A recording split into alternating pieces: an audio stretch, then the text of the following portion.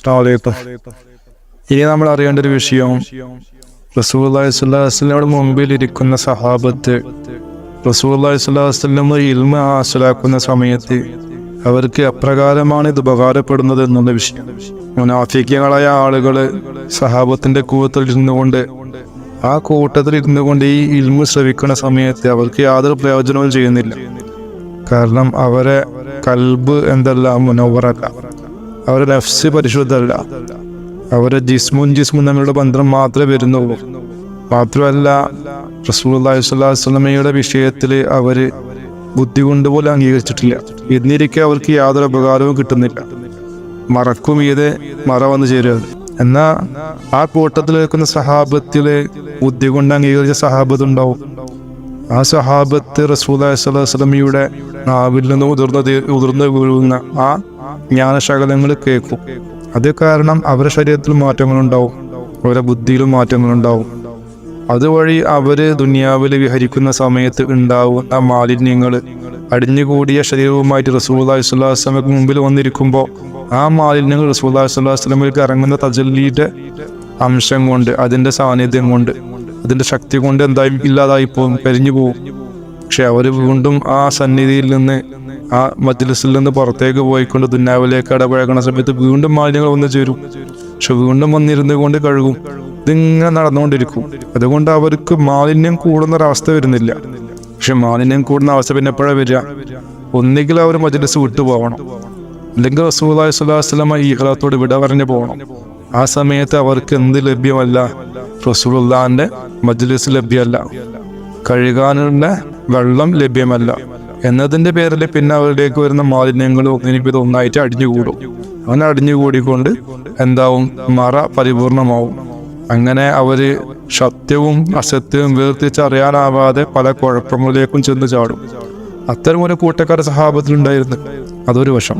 രണ്ടാമത്തെ തരക്കാർ സഹാബത്തിൽ ലതായിഫുൻ നഫ്സിനെ ശുദ്ധീകരിച്ചവരാണ്. അപ്പൊ അത്തരക്കാരായ സഹാബത്ത് റസൂലുള്ളാഹി സ്വല്ലല്ലാഹു അലൈഹി വസല്ലം മുമ്പ് ഇരിക്കുന്ന സമയത്ത് അവർക്ക് ജിസ്മാനിയായിട്ടുള്ള സംസാരങ്ങൾ റസൂലുള്ളാഹിൽ നിന്ന് കേൾക്കാൻ സാധിക്കുന്നുണ്ട്. അതേസമയം ലതായിഫുൻ നഫ്സിനോടും അവർക്ക് ബന്ധമുണ്ട്. അതിന്റെ പേരിൽ ബാത്തിനിയായിട്ടുള്ള ബന്ധമുണ്ട്. അവർ റസൂലുള്ളാഹിന്റെ മജ്ലിസിൽ ഇരിക്കുന്നില്ല എങ്കിലും അവർക്ക് അല്ലാതെയും കണക്ഷൻ ഉണ്ട്. അല്ലാതെയും മജ്ലിസുകൾ പങ്കെടുക്കാനും ഇൽമ ഹാസിലാക്കാനും അവർക്ക് സാധിക്കും. ശരിക്കും ഖബറിൽ ഒരു മനുഷ്യൻ വഫാത്തായി പോകുന്ന സമയത്ത് റസൂലുള്ളാഹിന്റെ ഫോട്ടോ കാണിക്കുമെന്ന് പറയുന്നത് ഈ ലതായിഫുൻ നഫ്സാണ്, അല്ലാതെ ജിസ്മാനിയ ശരീരത്തിന്റെ രൂപം അല്ല. കാരണം ഈ നഫ്സിനോട് ബന്ധം സ്ഥാപിച്ചെങ്കിലേ ഖബറിൽ നമുക്ക് തിരിച്ചറിയാൻ സാധിക്കും. അതല്ല എന്നുണ്ടെങ്കിൽ എന്തിനാണ് സഹാബത്ത് വഫാത്തായി പോകുന്ന സമയത്ത് അവർക്ക് ഈ ഫോട്ടോ കാണിച്ചു കൊടുക്കേണ്ട ആവശ്യം എന്താണ്?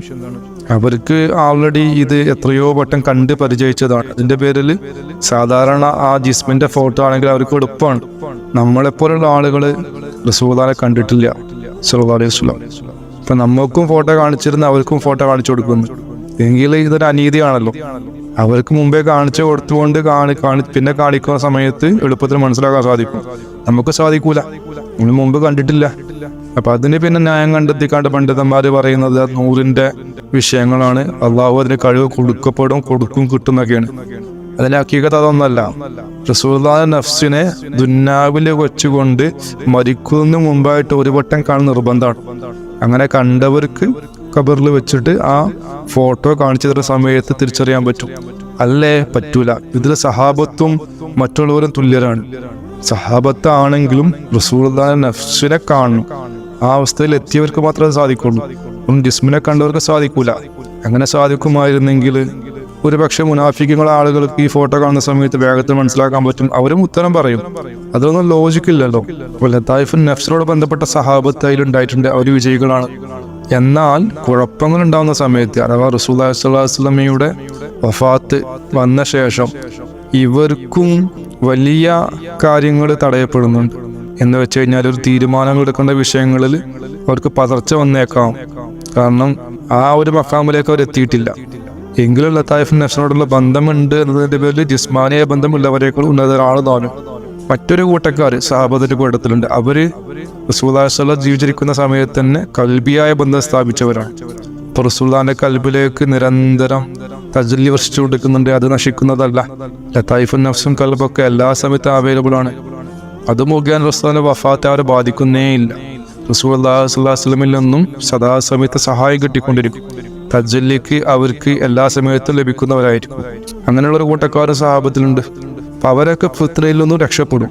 ഇപ്പൊ സഹാബത്തിലെ ഒരുപാട് ഫിത്നകൾ ഉണ്ടായിട്ടുണ്ട്. റസൂലുള്ളാഹി സ്വല്ലല്ലാഹു വഫാത്തായ സമയത്ത് ഒരുപാട് കുഴപ്പങ്ങൾ പൊട്ടിപ്പുറപ്പെട്ടിട്ടുണ്ട്. അതിന് കാരണം ഇതാണ്, ഈ കൽബിന്റെ മക്കാമിലെത്തിയ സഹാബത്തിന് യാതൊരു കുഴപ്പമുണ്ടായിട്ടില്ല, അതിന് മുകളിലുള്ളോട്ടവർക്കും കുഴപ്പമുണ്ടായിട്ടില്ല. എന്നാൽ കൽബിയായ മക്കാമിൽ താഴെ വന്നവർക്ക് കൺഫ്യൂഷൻ ഉണ്ടായിരുന്നു.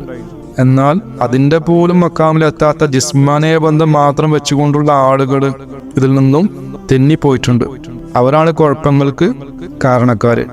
അവർക്ക് ആ സുഹബത്ത് കൊണ്ട് വേണ്ട വിധം പ്രയോജനം കിട്ടിയിട്ടില്ല. കാരണം ജിസ്മാനീയ ബന്ധം കൊണ്ട് ആർക്കും കിട്ടുകയുമില്ല. ഏത് ഷെയ്ഖാണെങ്കിലും ഏത് പ്രവാചകന്റെ അനുയായികളാണെങ്കിലും ജിസ്മാനീയ ബന്ധം കൊണ്ട് മാത്രം അതിലേക്ക് എത്തിച്ചേരൂല. ഉദ്ദേശത്തിലേക്ക് ചേർക്കപ്പെട്ടുകൊണ്ടാണ് ഈ ഒരു ഔന്നത്യം കൊടുക്കുന്നത്, സുഹബത്ത് എന്നുള്ള വിഷയം. ഇങ്ങനെ പല കാര്യങ്ങളും അതിൻ്റെ ഉള്ളിലുണ്ട്. അപ്പൊ നമ്മുടെ എല്ലാ സഹാബത്തിനും ഒരേ ഗണത്തിൽ പെടുത്താൻ പാടില്ല. പക്ഷെ നമുക്ക് ആർക്കാണ് ഇതിൽ ജിസ്മാനിയ സുഹബത്ത് മാത്രം കിട്ടിയത് അല്ലാത്തത് എന്നൊന്നും അറിയാൻ പറ്റൂല. പക്ഷെ അറിയൽ ആവശ്യമാണ്. റസൂലുള്ളാഹി സ്വല്ലല്ലാഹു അലൈഹി വസല്ലമയുടെ കൽപ്പന ഉണ്ട്, ഈമാന്റെ പരിപൂർണത എന്താണ്? അള്ളാഹു സ്നേഹിക്കുന്നവരെ സ്നേഹിക്കുക, അള്ളാഹു ഒരുക്കുന്നവരെ ഒരുക്കുക.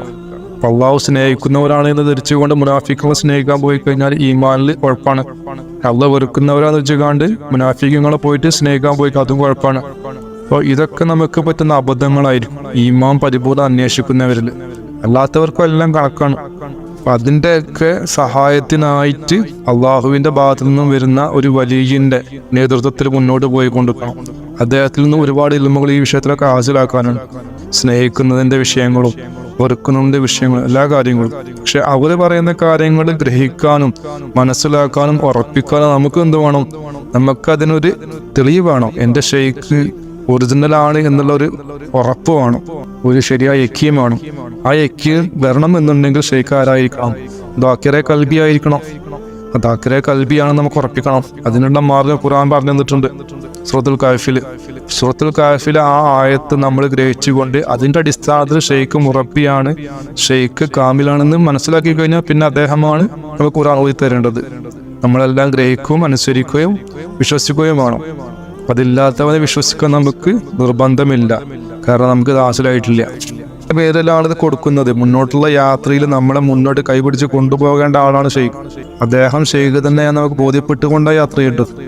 അതിൽ ഈ ദാക്കിറെ കൽബി എന്നുള്ള ആ വിഷയം അദ്ദേഹത്തിലും വേണം. അദ്ദേഹം നമ്മളെ കൊണ്ടുപോകാൻ നമ്മളെ ആളാക്കി തീർക്കണം. അതിനുശേഷമാണ് ഈ യാത്ര തുടങ്ങാൻ പറ്റുള്ളൂ. അല്ലെങ്കിൽ ഓരോ ഘട്ടത്തിൽ സംശയങ്ങൾ വന്നു പോകും. സംശയം കൊണ്ട് പോവേണ്ട ഒരു യാത്രയല്ല ഇത്. ഈമാനിൽ നിന്ന് യക്കീനിലേക്ക് പോകേണ്ട യാത്രയാണ്. ഇൽമുൽ യക്കീനും ഐനുൽ യക്കീനും കുൽ യക്കീനും ഒക്കെ എത്തിച്ചേരേണ്ട അവസ്ഥകളാണ്. അതല്ല ഷക്കുല്ലക്കി നിന്നുകൊണ്ട് യാത്ര ഒരിക്കലും പരിപൂർണം ആവുന്നില്ല, തുടങ്ങുന്നില്ല. അതിൽ നിന്ന് വിട്ടുമാറി കടക്കണമെന്നുണ്ടെങ്കിൽ നമുക്ക് എന്ത് ചെയ്യണം? ഷെയ്ഖിൽ വിശ്വാസം പരിപൂർണമാണ്. ഈ വക വിഷയങ്ങളൊന്നും ഗൗനിക്കാതെ ഏതോ ഒരു സ്ഥലത്തേക്ക് ഏതോ ഒരാളെ കയ്യും പിടിച്ചുകൊണ്ട് എന്തൊക്കെയോ ചെയ്ത് കൂട്ടിയിട്ടൊന്നും കാര്യമില്ല റുഹാനിയത്തിൽ. അതിൻ്റെതായ വശങ്ങളും നിയമങ്ങളൊക്കെ ഉണ്ട്. പക്ഷെ അത് പഠിപ്പിച്ചു തരണം എന്നുണ്ടെങ്കിൽ അതും ഈ വഴി നടന്നവർക്ക് സാധിക്കുള്ളൂ. അപ്പൊ വഴി നടന്ന കാര്യങ്ങൾ വഴി നടന്നവർക്ക് അതിൻ്റെ ചെറിയ ഓരോ പോയിന്റുകൾ വിശദീകരിച്ച് പറയാൻ സാധിക്കും. പറയാത്തവർക്ക് അത് അറിയാൻ സാധിക്കുന്നില്ല എന്നുള്ളതാണ് വിഷയം. അപ്പൊ അവനവനെ സ്വയം ചിന്തിക്കണം, എൻ്റെ ഷെയ്ഖ് ആരായിരിക്കണം എന്നുള്ളത്. അല്ല എങ്കിൽ ഈ അവസാന കാലഘട്ടത്തിൽ ദജ്ജാൽ വരാൻ പോകുന്ന കാലഘട്ടത്തിൽ നമ്മൾ ഏത് ഗ്രൂപ്പിലേക്കാ ചെന്ന് ചേരുക എന്ന് പറയാൻ സാധിക്കൂല. ലാഹിറായ കണ്ണുകൊണ്ടോ ബുദ്ധി കൊണ്ടും അറിവ് കൊണ്ടൊന്നും ഇത് മനസ്സിലാക്കാൻ സാധിക്കൂല. അതിനൊക്കെ സാധിക്കുമെങ്കിൽ നമ്മളെക്കാൾ അർഹരായ എത്രയോ ആളുകൾ ഈ ലോകത്തുണ്ട്. ഇൻഷാ അല്ലാഹ്.